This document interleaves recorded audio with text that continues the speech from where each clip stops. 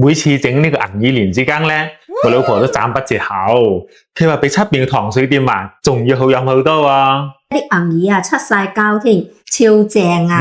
正。咁今日老王啊，就將銀耳蓮子羹快速出膠嘅詳細方法，毫無保留咁分享俾大家。你記得點讚收藏起身噶啦。首先，我哋將銀耳放落個大碗度，加翻少少嘅鹽，咁樣可以加快銀耳嘅泡發速度噶啦。嗱，好多小妹咧都習慣用溫水嚟泡發銀耳嘅，其實咁樣係唔啱噶。我哋正確做法咧係用凍水嚟泡，咁樣泡出嚟銀耳啊，口感都會好好多噶。跟住浸佢大概10分鐘左右，咁就得噶啦。跟住咧，我哋準備一啲蓮子同埋百合。百合啊，我哋用溫水嚟泡發。咁蓮子咧，我哋淨係洗乾淨表面嘅蓮粉，咁就得噶啦。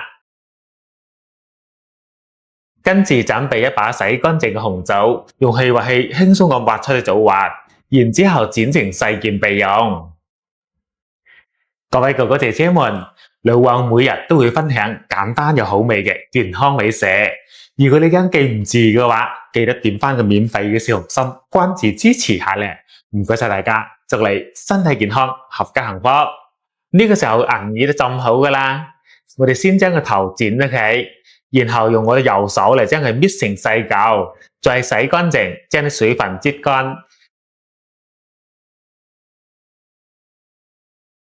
嗱，關鍵嘅一步嚟啦，我哋想銀耳快速咁出膠咧，關鍵啊就係將佢切得盡量碎啲噶啦。切得越碎咧，就越容易出膠，並且食起身啊，口感都更加順滑噶。全部切好之後咧，放落個砂煲度，加入浸過食材嘅清水，冚翻個蓋，開大火煮滾之後啊，再轉翻細火，慢慢熬佢30分鐘。中途一定要勤力啲攪下佢，咁樣可以使啲銀耳相互咁摩擦，從而使到佢啊快速咁出膠。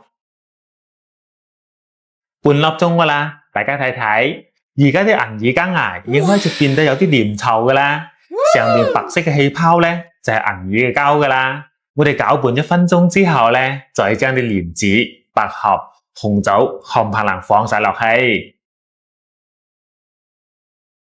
中意食甜一啲嘅咧，仲可以多加幾粒老冰糖，然後繼續熬佢20分鐘。夠鐘噶啦，我哋打開櫃睇睇，哇，可以見到上邊氣泡越多，就證明出嘅膠質啊就越多噶啦。最後我哋撒翻一把杞子，咁樣一道香甜軟糯嘅蓮子銀耳羹就整好噶啦。啲蓮子食起身啊又粉又糯，銀耳咧香甜絲滑，入口即化，並且你睇啲膠質係咪好多咧？老婆，銀耳蓮子羹煲好噶啦。哇，我最鍾意噶啦。